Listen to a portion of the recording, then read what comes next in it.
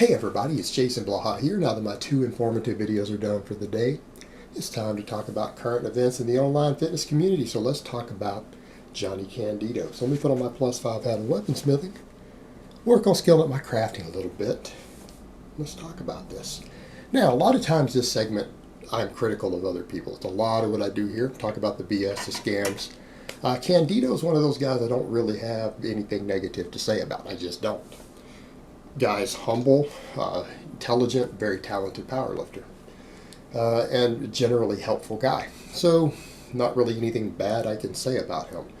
Plus we tend to agree on a lot of politics and stuff. So as far as that goes, not going to say anything negative. I think the only criticism I've ever had of Jonnie is that sometimes in his programming for others, maybe in some cases it might be a little aggressive for people who aren't as gifted as him.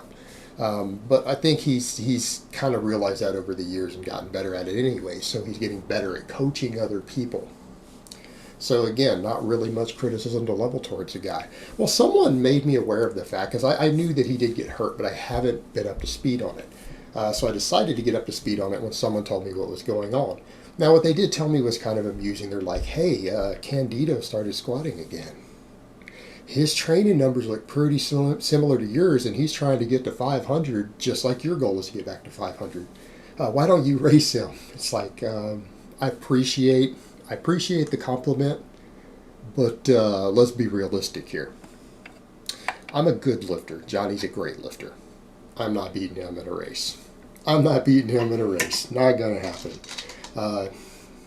Genetically more gifted than me, younger than me, and when he got hurt, he had a stronger squat base than when I quit squatting him. So it's just not going to happen. In fact, his goal, I think, is to try to do this by January. Whereas, and I said my goal for that is maybe by the end of next year. Maybe by the end of next year. I want to get to 500 again by the end of 2018. So we're talking about a year difference in our timelines. Kind of unrealistic, guys. But I do really appreciate the compliment. That's cool. I dig that. But that being said, I'm surprised. I kind of went to watch what he's doing as far as rehabilitating everything. I think this injury has made Jonnie more mature as an individual.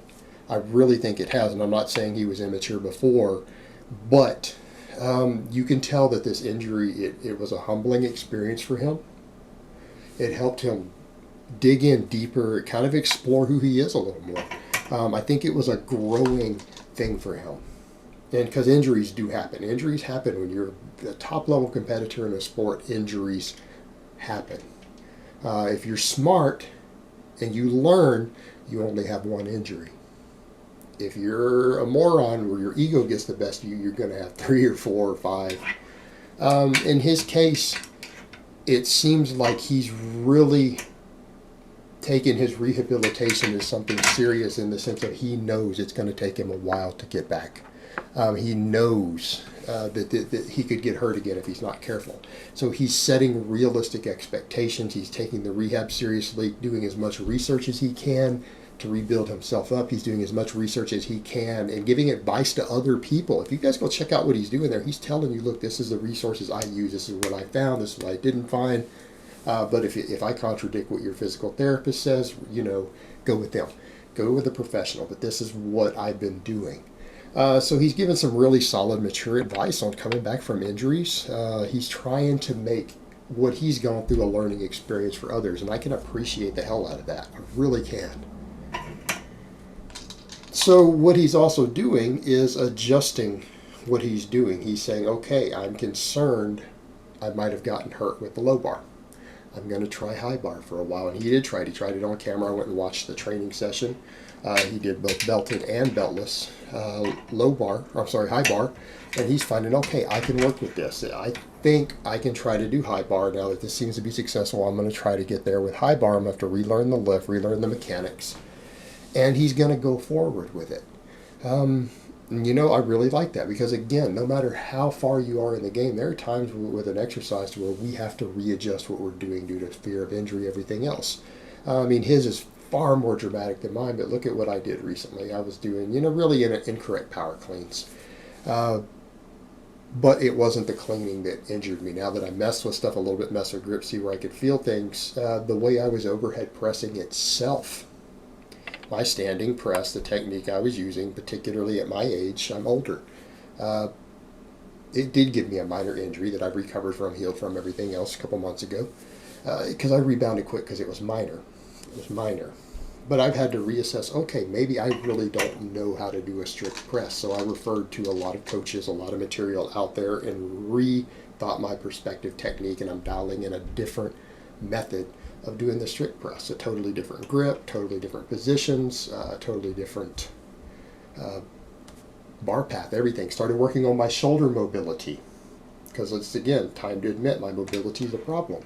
So I've kind of been through a far lesser version of what Jonnie's been through recently, and having gone through that process myself of being humble and saying, okay, the way I'm performing this exercise is a problem. I've got to relearn this. I have to do better. This is a top-level competitor now going through this, saying, okay, on one of my competitive lifts. One thing is a strict press. I'm doing strict press because I know it will give me a more well-rounded strength base. It will put muscle in places where I want to put muscle.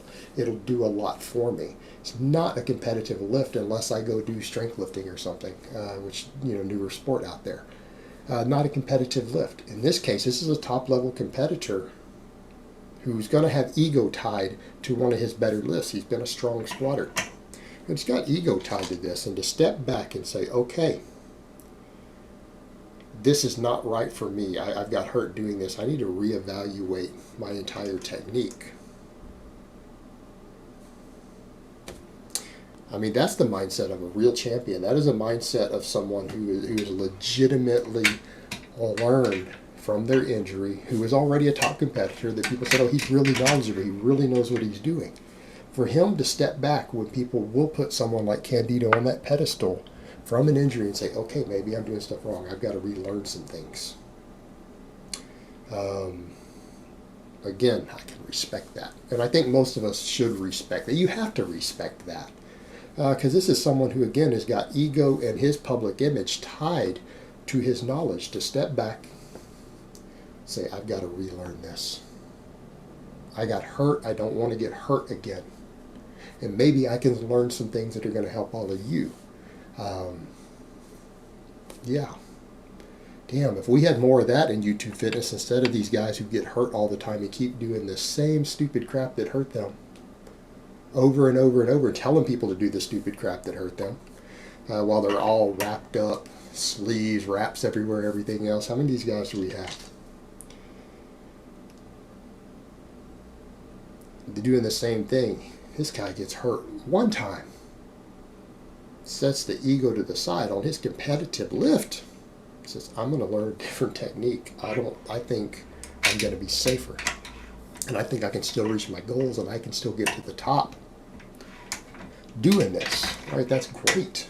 And I love how the fact he said, okay, I've got this goal for whatever, for this number here. I might not reach it as quick as I'd like, but I'm going to play the slow game. If it takes me 4 years, it takes me 4 years, but I will get there. I will get there. I will reach my goal. It may not be as quick as I want, but I'm going to reach it. And he said something that I think was fantastic in his video talking about his injury recovery. Okay, here's the line. To be great, you have to be boring. Meaning he's going to go back to some boring, basic training. Because isn't that how you get good? You don't get good by doing silly showboat stuff all the time. All right, we've got a lot of that coming up on YouTube these days, don't we? A lot of people doing silly showboat nonsense who really aren't doing anything but hurting themselves, hurting their audience. It really isn't improving them to the degree they think they are. And then to have someone who's genuinely strong, a genuine champion like him, come back, can go back to the basics and base build back up.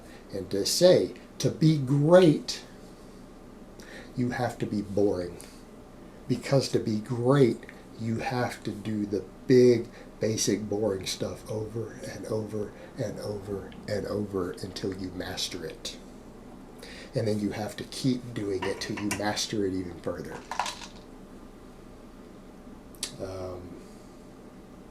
I mean, that's a line that I'm going to steal that from Candido. You guys know how I always steal a line from Paul Carter and I give credit?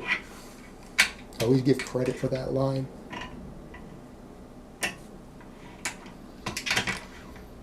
I'm going to start doing this with Candido. Like Johnny Candido says, to be great, you have to be boring. Particularly when it comes to anything physique related, training related, physical related. Well said. Well said.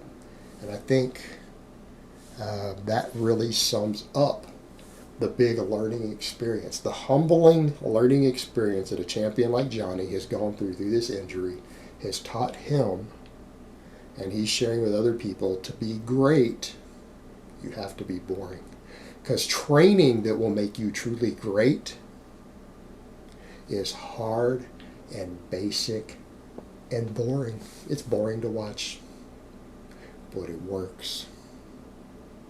Alright guys, but that's really all I have to say on that today. I hope it's been informative, and I will talk to you guys next time.